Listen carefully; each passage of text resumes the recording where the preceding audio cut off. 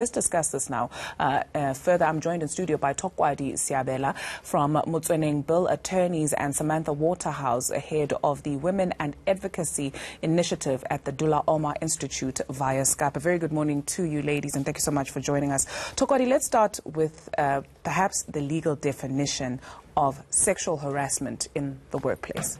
Okay, sexual harassment is defined as unwanted and unwelcome conduct of a sexual nature in the workplace.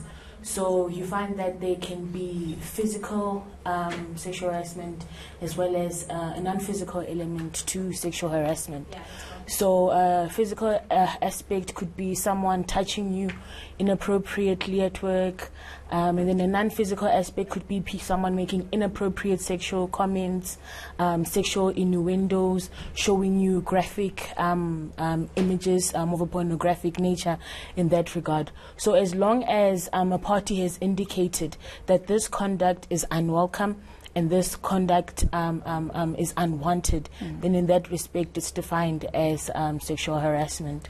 Samantha, from the work that you do you find that companies, we speak about this research that has been done where some companies don't even have clear policies, but from the work that you do you find that workplaces are very clear or support people in terms of knowing what we are talking about here? Definitely not. Even when you have got policies are unclear about them, and certainly sponsors are not supported in the end. Yes, there are exceptions, but it's certainly not the norm.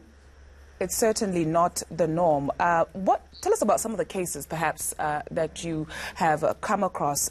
Does someone also know when it's sexual harassment? I ask you because if somebody touches you, would you say that is sexual harassment? How do you know, basically? Yeah. And I think that's important because you have sexual harassment and behaviors of a sexual harassment that are easy to identify, such as if somebody grabs your genitals. This connection is shaking. That you don't, that are explicit. But there are so many behaviors that become confusing to the person who is on the receiving end of them. And very often those behaviors are things that the person doing it would say are harmless fun. I'm showing her my appreciation of her. So I think one of the issues with sexual harassment, and in fact sexual violence broadly, which I think sexual harassment also is that often there's confusion about exactly what constitutes harassment. I think that Tokwadi has provided quite a good sense of what the scope of the framing legally is, of what it is, and drawing that line on the unwanted nature of the behavior is most important. So it is behavior that is non-consensual. It is behavior that the one person does not want. But I do think that in order to build better responses to these issues, we need to see much greater will in leadership. And in fact, most of my work is with political parties, but it's true also in the private sector. In addition to that, you need to shift cultures of sexualities in the workplace, and you do that deliberately.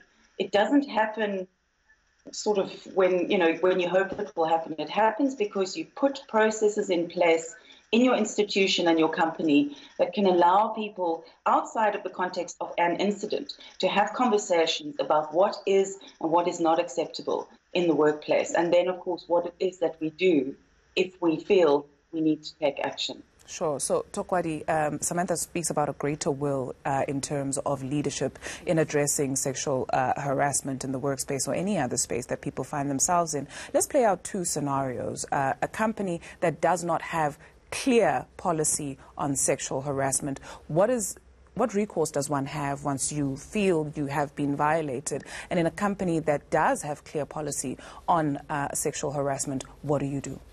Well, in that instance, there is a code on the code of good practice insofar as sexual harassment is concerned. So it is a policy document, piece of legislation that sets out the steps that must be followed once an employer, for example, has received a complaint of sexual harassment from an employee. So in circumstances where perhaps, ordinarily companies are obliged to draft and to prepare sexual harassment policies for employees in the workplace. But in the absence of such a policy, the code of good practice does exist to protect employees. So then it sets out steps for if you want to follow, whether you want to follow an informal or formal procedure insofar as resolving that alleged grievance is concerned, who you must report to in that instance. Now, ordinarily, an employer is obliged to protect an employee who has been the victim of sexual harassment in the workplace. So this could be instituting disciplinary proceedings against the alleged perpetrator. But in this instance, this is where the parties have elected to follow a formal procedure. An informal procedure could be the employee informing an immediate supervisor or the necessary official from human resources of the alleged offense, and then the parties attempting to sit down together with the alleged perpetrator in order to resolve the issue informally. Now, outside of the remedies that are available within the working space, if you are a victim of sexual harassment, you have the right to approach the South African Police Services for assistance and open a criminal case against the alleged perpetrator. You also then have the right to lodge civil proceedings arising from the incident against the alleged perpetrator. So you have a very wide variety of options that are available to victims. Now, a victim is, for example, not forced to approach the South African Police Services for assistance with a criminal case, or even forced to institute civil remedies.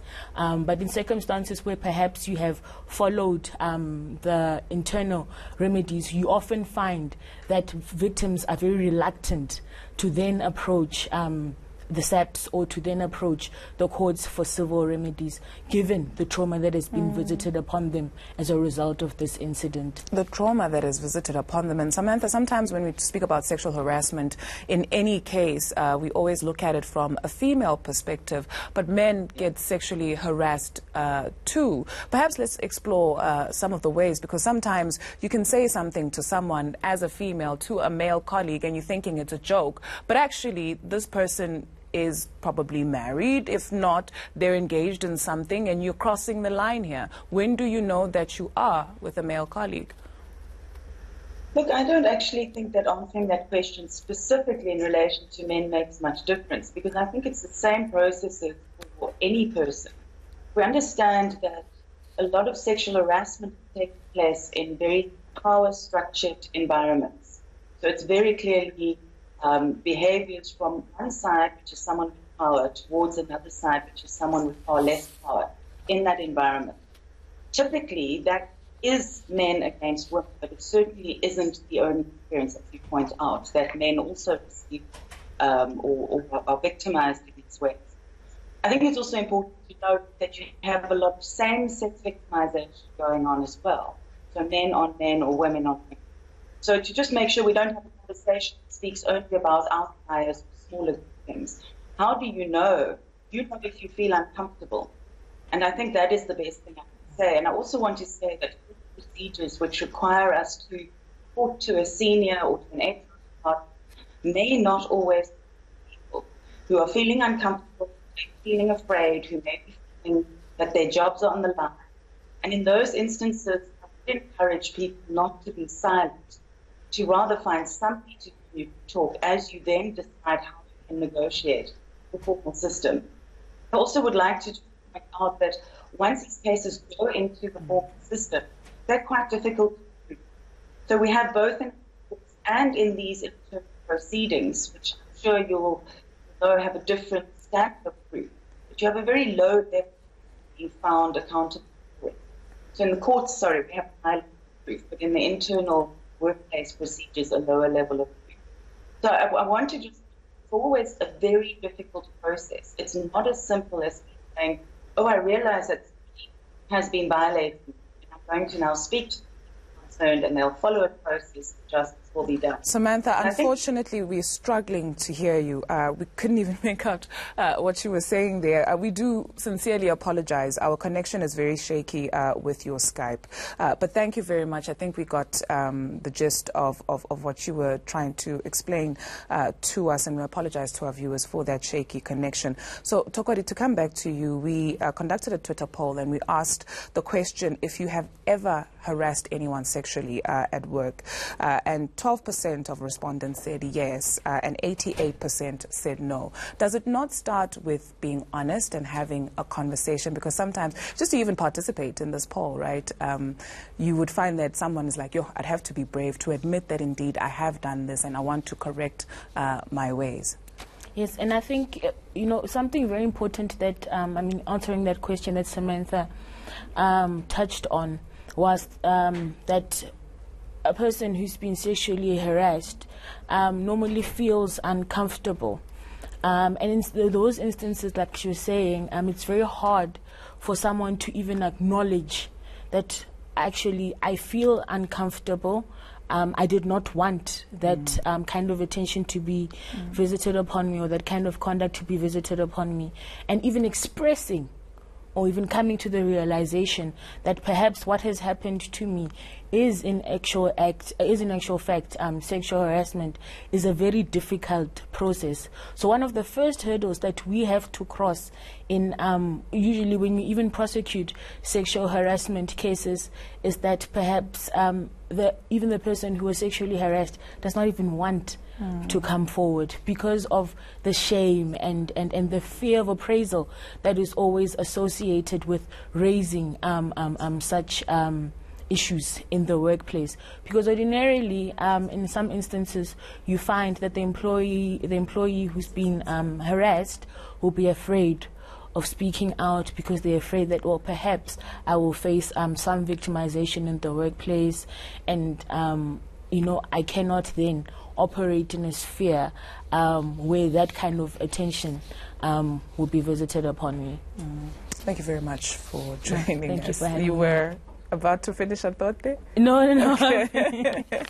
Tokwadi Siavela from Motsoeneng Bill Attorneys, and Samantha Waterhouse is the head of the Women and Democracy Initiative at the Dullah Omar Institute, and she joined us via Skype. Thank you once again for your time this morning.